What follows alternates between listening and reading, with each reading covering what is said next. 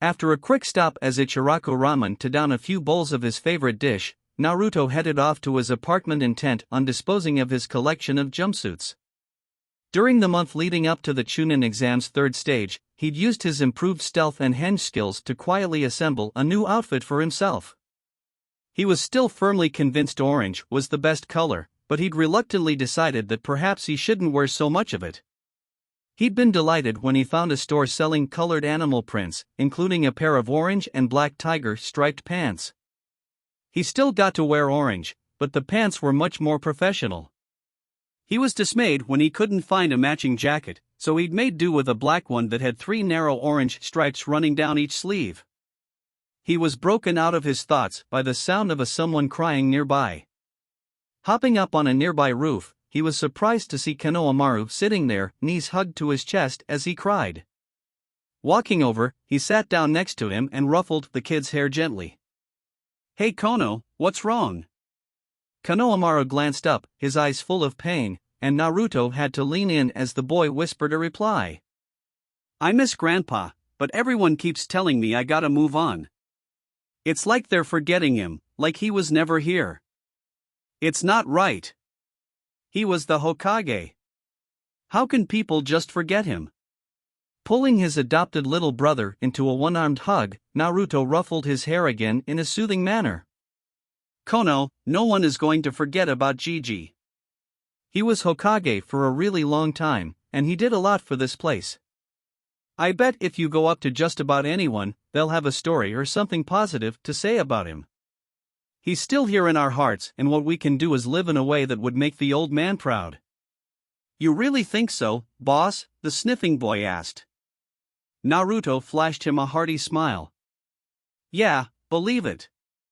Konohamaru studied his proclaimed rival. "Hey Nichan, when did you get so?" He paused to consider a word that would fit. "I don't know, smart, I guess." Naruto chuckled at the other boy's confusion. "I learned when I was younger that if I acted like an idiot, people paid attention to me. It was a trade-off, you know. I wasn't happy about being called names and being insulted, but they at least knew I existed." Konohamaru's eyes were wide as he stared at Naruto. This wasn't a side of his friend he'd ever seen before. Naruto was supposed to be all smiles and laughs. For a moment, he felt like he was talking to his grandfather, listening to one of the stories of the old man's youth. A strange combination of sadness and joy welled up within him, and he wasn't sure how to respond. Still, appearances had to be maintained, so he rolled his eyes. "That seems kinda stupid, boss." Cuffing the back of Konohamaru's head, Naruto stood up. "Hey, you gonna try and tell me your old attacks on Gigi were any different? I gotta get moving, but I'm glad you're feeling better. Catch ya around." Flashing a foxy grin, he formed a ram seal and vanished in a swirl of leaves. When did boss learn the Shunshin? Popping up in front of his apartment, Naruto was surprised to see Jiraiya waiting for him with a serious expression. "Ero Sennin? I thought you were with Bachan. Shouldn't you be off doing some research or something?" "Damn it Gaki, stop calling me that. Anyway, we don't have time for this right now. Haim wanted us over at the hospital half an hour ago. Where the hell have you been?" After listening to Naruto's quick explanation regarding Konohamaru, he nodded his head. "You did a good thing Gaki, and it's a good excuse for anyone but Tsunade. We gotta go now, or she is gonna turn us to paste. And by us, I mean you, because you're my meat shield in all this. Got it?"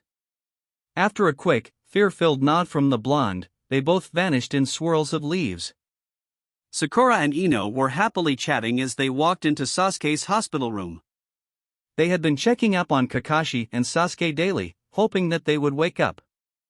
Most days, Ino would accompany Sakura as the girls worked on repairing the friendship their rivalry over a boy had almost ruined. Sakura still pined after Sasuke, but she winced as she thought back over the things she had thrown away in pursuit of the boy. With her sensei and teammate in the hospital, and the other teammate out doing Kami knows what, Sakura had remembered how much she hated being alone.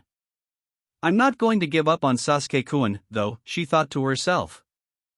I'm just going to have to find some sort of balance between him and everything else. She was broken out of her thoughts when she heard voices coming from Sasuke's room. Recognizing one of the voices as Naruto's, she surprised herself by smiling. She found that she had actually missed the boy while he was gone. It seemed her hyper teammate was finally back, but she was curious as to why he was in Sasuke's room. Probably being his normally boisterous self, though, she shook it off as a practical certainty and reached the door. Opening said door, she saw Naruto, but didn't recognize either of the other two in the room. One was a white-haired man, rather tall and pushing 50, leaning against the far wall with his arms crossed as he observed the room's other occupant. The occupant in question was a woman who looked to be in her late 20s, with her blonde hair in twin pigtails over a green gambler's jacket with the kanji for gamble emblazoned on the back. Shocker. The woman was holding her hands near Sasuke's head, and Sakura started to panic until she recognized the green glow her hands were emanating as medical chakra. Naruto looked up as his teammate entered the room. "Hey Sakura-chan. Guess what? Bachan here is going to heal Sasuke." She already woke Kakashi-sensei, so this shouldn't take too long. As Sasuke groggily woke up, Tsunade backed away and Sakura ran over and hugged the newly awakened boy. Ino stood by the door, somewhat disappointed. She just hoped that Sakura would remember her promise to be friendly rivals, now that Sasuke was awake. She'd missed her friend when they'd been fighting. Tsunade and Jiraiya both noticed Naruto seemed down after his teammate didn't bother to even say hello. Jiraiya used their old team hand signals to tell Tsunade about the boy's crush. "What about the blonde at the door?" she signed. "Pinky's rival for Duckbutt, if I'd have to guess," was the quick response. Narrowing her eyes at Naruto, she considered his reaction to his pink-haired teammate. "That's going to make telling him the news I have harder." In retrospect, however, I suppose it's a good thing that she doesn't return his interest. Would probably make it even more difficult if that were the case. Looking between the two, she put a finger on her chin. Maybe I can get Jiraiya to tell him? He's always a sucker for glancing over. She noticed the toad sage had disappeared on her, leaving a note at the foot of Kakashi's bed.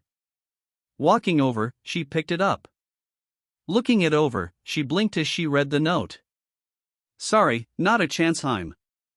Crushing the note in her hand, she cursed. "Okay Jiraiya, you've just lost your bathhouse peeping privileges. And this time, there's no monkey to say otherwise." "Alright," she said, addressing the young shinobi in the room. "There is a meeting in my office tomorrow at 9. I've heard that your little group is known as the Konoha 12? Well, all of you will be required to attend." "That's fine. Was there anything else?" Naruto asked, preparing to leave. When Tsunade shook her head, Naruto flashed her a foxy grin and mock saluted her. "See ya tomorrow at 0900, Bachan." Still grinning at her irritated look, he vanished from the room in a shunshin as the others in the room stared at him in shock. Sasuke, blinking in surprise, looked to the rest of them and voiced everyone's main question. "Since when did the dobe learn shunshin?"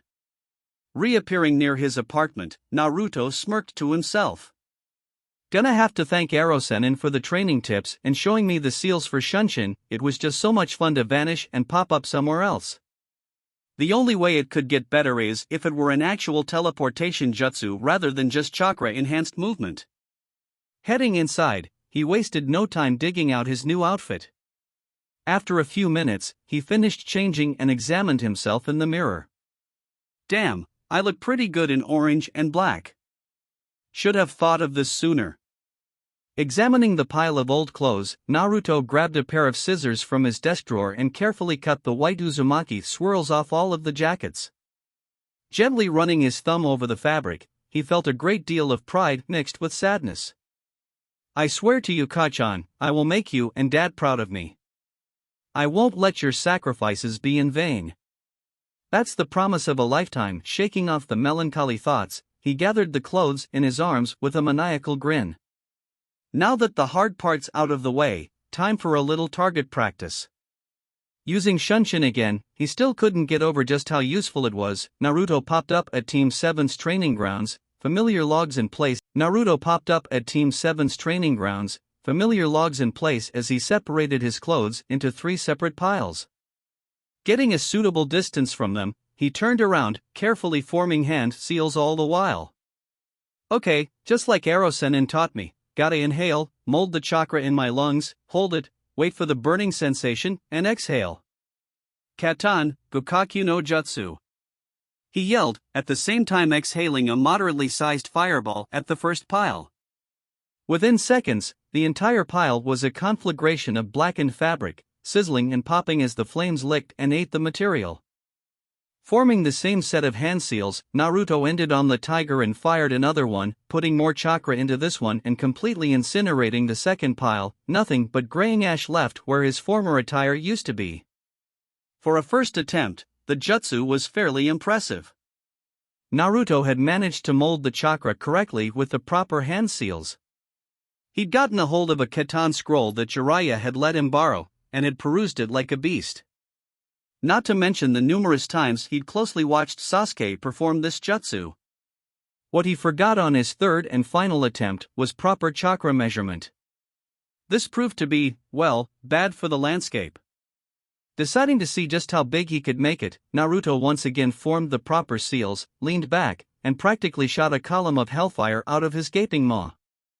A proper Katan technique, when executed, allows the user to spew fire from their mouth as if they're a mythical dragon. They vary in size and shape, from the phoenix fireball that sprays small, but numerous, balls of fire in a rapid sequence, to the aforementioned grand fireball, which has the potential to burn an entire forest clearing straight to the freaking ground. The latter, in this case, was more accurate to what just happened to the remainder of Naruto's jumpsuits, and the grass, and the shrubs, and the ground, and the trees. Hell, everything in the general direction of 20 feet in front of him was blackened bark and scorched earth. Staggering to his feet, he shook his head to clear the daze it was in, waving the air in front of him as he coughed a few times. He stared at the scorched spot that used to be his clothes, and pumped a fist in the air in triumph when he realized he had successfully used Sasuke's favorite fire jutsu. Not once, not twice, but 3 separate times. That last one, though, was a real scorcher. Okay, that was a horrible pun, and he was never using it again. Patting at his dust-covered and slightly singed clothes, he grimaced. Well, mostly successful. Still has a few kinks. Remembering something Jiraiya had let slip on their trip home about the uses of shadow clones, he nodded to himself. Note to self, next time, I leave untested jutsu to the clones. The next morning found the Hokage's office fairly full, as Naruto and company all crowded in. Tsunade sighed as she sat behind her desk, facing the assembled Konoha 12 and their respective sensei. Fiddling with the official marriage document, she stole for time by examining those present. Naruto, she noticed, looked far more serious in his new attire, but he still seemed to radiate excitement. Sasuke, standing next to him, looked better than yesterday when she'd first seen him, but still seemed to be brooding. Sakura seemed torn between looking hopefully at the latter and casting quizzical glances at the former, eyeing his new attire with curious eyes. Everyone else stood at relative attention, though the Nara boy looked as if he was going to fall asleep standing up, and the girl with buns in her hair seemed to be staring at her with stars in her eyes. Not even mentioning the dynamic duo of Guy and Lee, who were just starting their infamous Sunset Genjutsu. I definitely can't put this off any longer. Those 2 idiots will knock us all out with it unless I get started now, she thought to herself, a tick mark forming on her forehead. Clearing her throat loudly, she radiated killing intent at the 2, causing the genjutsu to implode, and the 2 spandex-wearing nin to pale before standing at attention with the rest of the class. Tomorrow, when I officially become Hokage, I will be making an announcement to the entire village, but the news affects those here more than most. Seeing that she now had the rapt attention of everyone present, she continued. There will be a political marriage to solidify the new treaty brokered with Tsunade.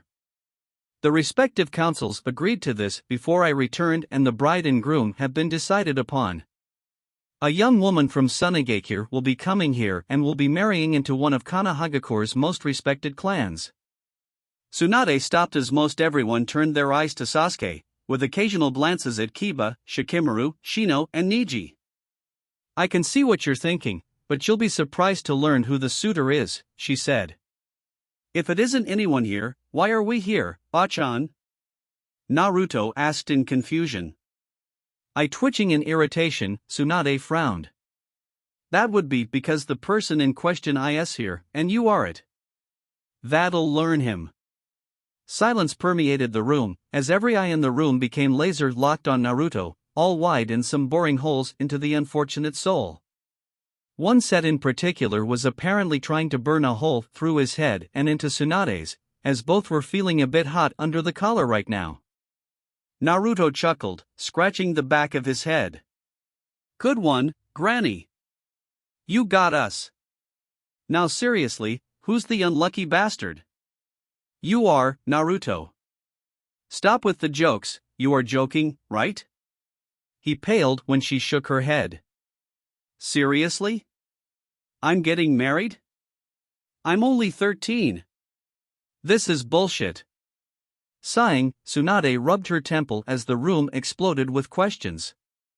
A vein began throbbing on her forehead, and she slammed a fist onto the desk. Silence!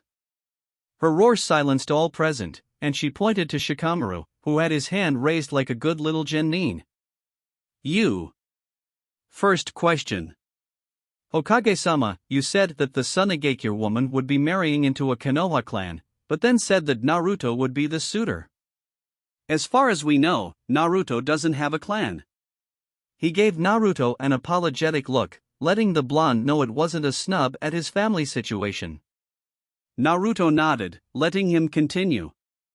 So, does this mean that Naruto actually does have a clan? As a matter of fact, Shikamaru, Naruto does. Or rather, I should say he has two clans. Eyes once more threatened to shoot clear of their sockets as she continued. Naruto's heritage has been a well-kept secret, the longest-kept secret in the history of this village, in fact. His mother was Uzumaki Kushina, last known member of the Uzumaki clan from the former village of Uzushi-Ogakure. The former village, as you all know, was destroyed back during the Second Great Shinobi War, and as such, is honored here in Konoha by having their symbol emblazoned on our jackets and uniforms. This is a show of respect for the alliance formed when my grandmother Uzumaki Mito married the Shodame Hokage. Ignoring Naruto's frantic hand gestures to stop, she continued, knowing that it was all coming out of the bag sooner or later. Might as well get this shit out now, while everyone's present. I'm not doing this a second time. In addition, as you may not know, when a person becomes Hokage, their family becomes clan automatically via Konoha law. Naruto is also the son of Namake's Minato, better known as the Yandame Hokage. Therefore, Naruto is the last heir of both the Namake's and Uzumaki clans of Konoha. With a groan, Naruto slumped forward, palming his face as most everyone in the room was staring at him complete shock, none more so than one particular Uchiha.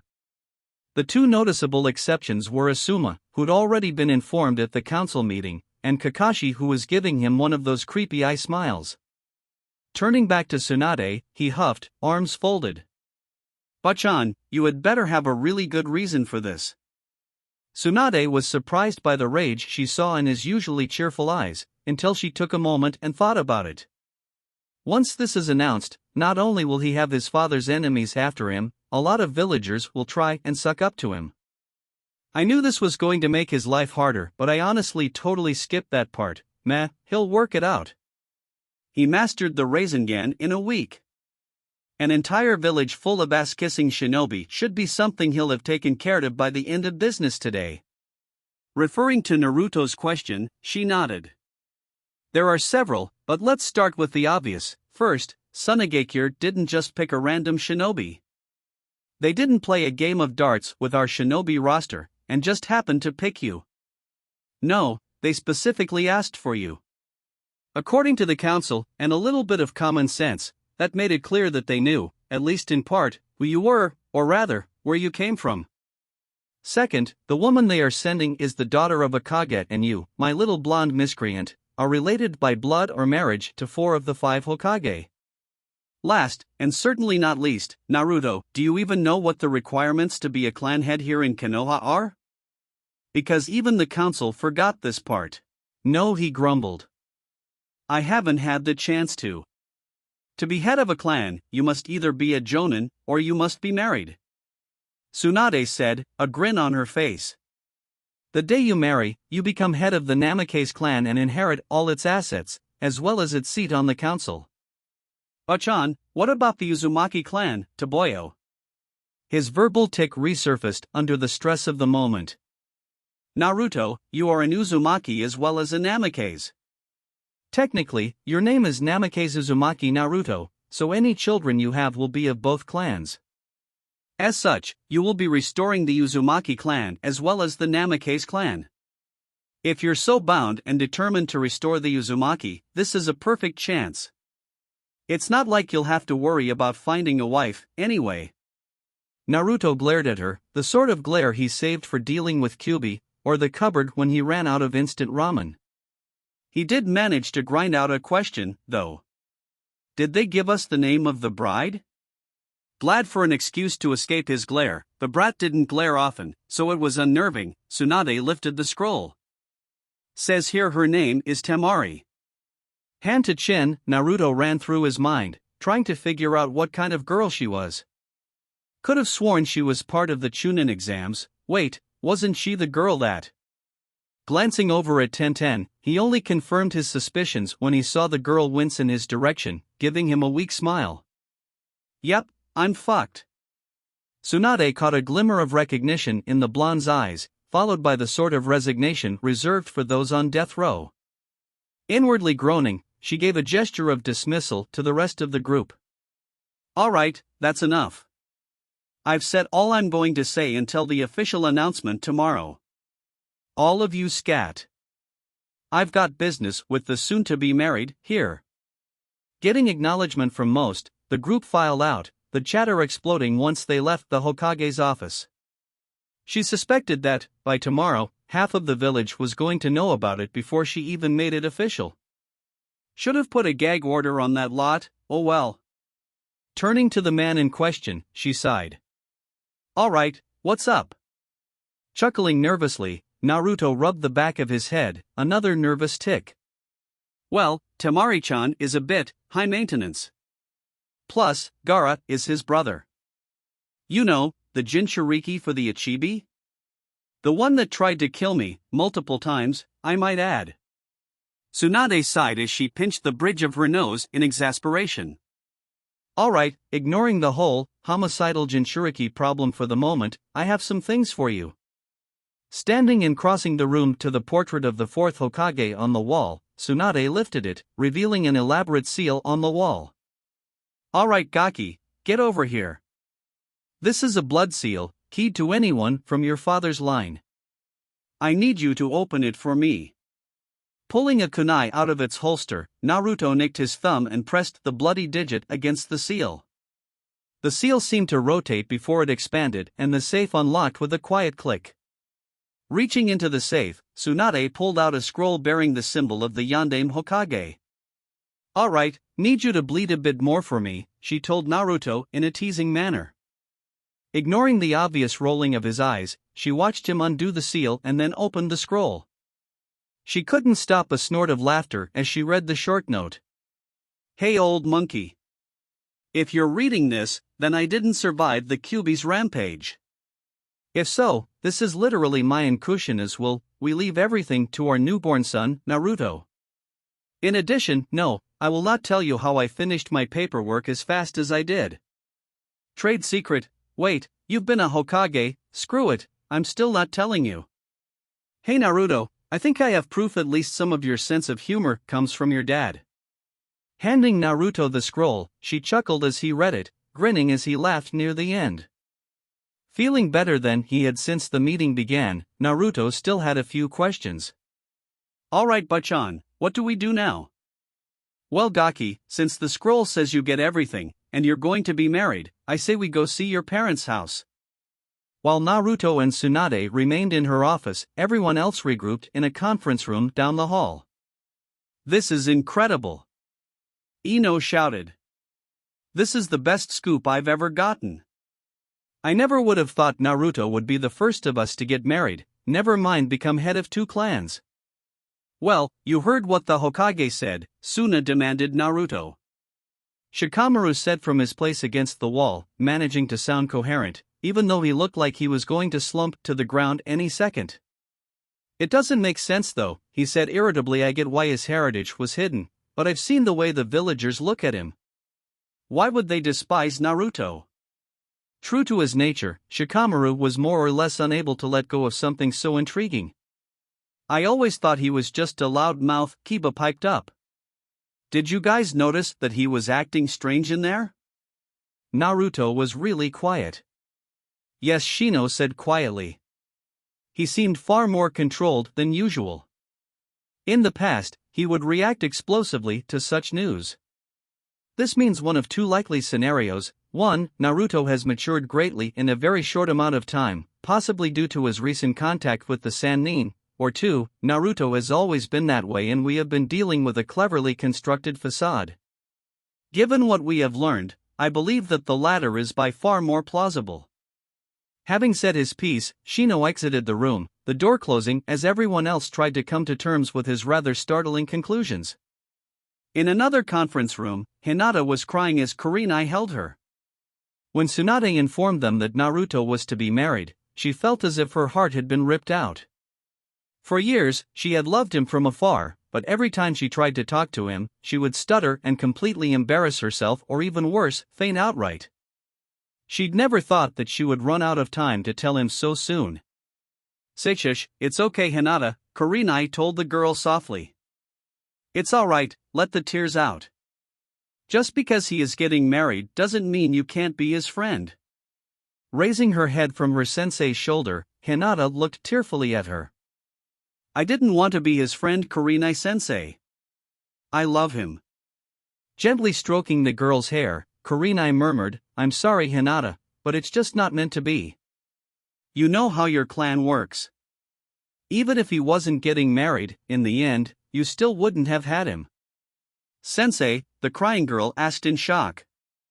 Seichush, I know Hinata. I know it hurts, but time heals all wounds.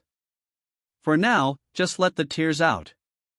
Frowning at the wall as Hinata continued to sob, Kurenai cursed 2 things, clan laws, and the cruelty of fate.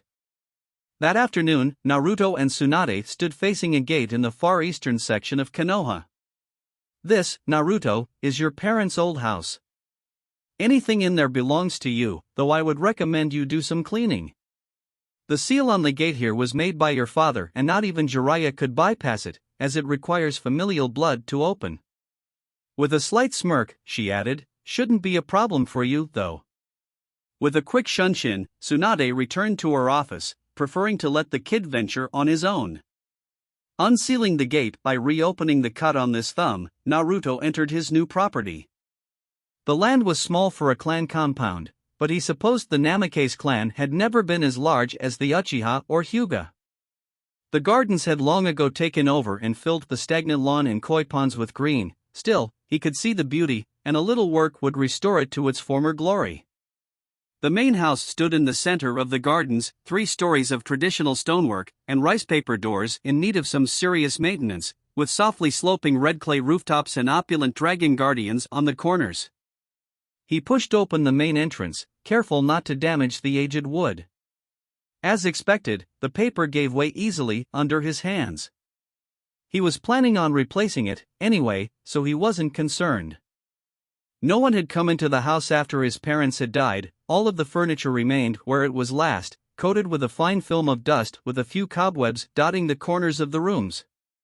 He passed through the entrance and into the sitting room, a television sitting at the far end of a kotatsu. Everything would have to be replaced, from the electronics to the fabrics, even the curtains, but it looked like most of the wood furniture, save all the chairs, he wasn't taking chances with them, would be fine with a careful cleaning. He glanced around for another moment before making his way upstairs. It was dominated by bedrooms, 4 of them total. The master bed was the only one that looked like someone had used it before the house was abandoned. His parents' nightclothes were still folded on the bed, waiting for them. With a melancholy sigh, he shut the door carefully and made his way to the third floor. His parents, or perhaps his grandparents, had made the third floor a training room. The practicality of it aside, it was huge, a large open expanse with wood floors, threadbare training mats sitting in a pile in the corner, several training dummies lined up against the far wall, and various weapons along said walls. The training room wasn't the place for practicing jutsu, but it was more than appropriate for practicing taijutsu and weapon skills, as long as the person practicing was a Lee, or guy. He returned to the ground floor, passing through the dining room and kitchen, noting with glee the amount of space he had for ramen, then noticing a tightly shut door just outside the kitchen. He pushed it open, revealing the cool, stone space of a basement, the jackpot, as far as the home of a ninja was concerned. He carefully took the stairs one at a time in case they were rotting through. Last thing he needed was to plunge a story or two to the ground below. Most of the room below was a library, cool but not damp, perfect for the delicate paper located here. The shelves were overflowing with scrolls and books. He could almost tell which belonged to his mother and which to his father just by the neatness some of the shelves seemed to have. A small corner of the room held a workbench, holding a strange, three-pointed kunai. The overflow of scrolls on the shelves above it seemed to indicate his father or mother was making weapons scrolls in their spare time. 1/3 of the basement was walled off to make a separate room that opened with another seal. It was obviously his father's private study, filled with jutsu supplies. An open scroll lay on the large, but simple, desk at the opposite end of the room. He stepped inside to take a closer look. Picking up a scroll, he read the outer kanji. Hiroshin no Jutsu, huh? I wonder what it does. He almost sat down to read, but the overpowering smell of dust was beginning to bother him, and he needed to get some air before he went into a coughing fit. He decided it would be a good idea to get to bed in the next hour or so. He scouted out the cleanest room, a corner space on the second floor. He stopped in the doorway, producing 100 clones that looked rather unamused to be there. Alright guys, I'm headed to bed, but I want you guys to start cleaning this place up. Start with the main rooms, and if you have time, start on the training fields. I want you 5 to head downstairs and start going through the library, and I want you to read that scroll I found earlier. Remember, this is our new home, so curb the enthusiasm, okay? That means no explosions.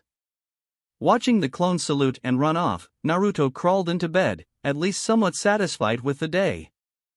Hope you liked this episode. The next one is coming soon.